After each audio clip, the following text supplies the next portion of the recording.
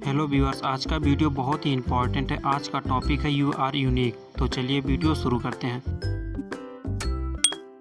आइए जानते हैं कि आप खास क्यों हैं और आपका वैल्यू क्या है, आप यूनिक कैसे हैं। एक बार एक जाने माने वक्ता सेमिनार में एंटर करते हैं। उस सेमिनार में लगभग सैकड़ों लोग बैठे थे। फिर उन्होंने वहां बैठे लोगों से कहा कि आप खास क्यों हैं, आपका वैल्यू क्या है, आइए जानते हैं।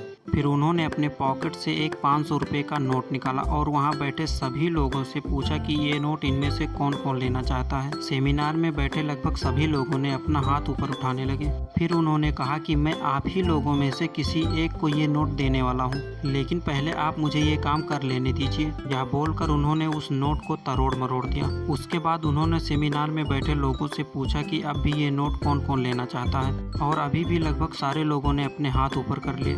फिर उन्होंने कहा क्या होगा अगर मैं ये करूं। ये कहकर उन्होंने नोट को फर्श पर गिरा दिया और उसे अपने जूतों से रगड़ने लगे। कुछ देर रगड़ने के बाद उन्होंने उसे दोबारा हाथ में ले लिया, लेकिन अब वह नोट बुरी तरह से तरोड़ मरोड़ कर और गंदा हो गया था। फिर उन्होंने लोगों से पूछा कि अब भी इसे कौन कौन लेना चाहता है, और इस बार भी लगभग सभी लोगों के हाथ खड़े थे।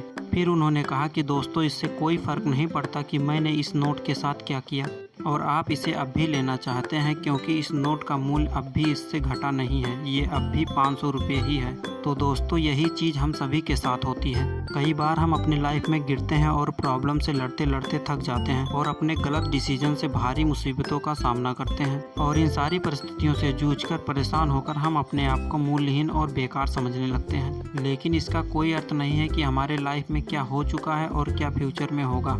आप अपना महत्व और अपनी वैल्यू कभी नहीं खो सकते।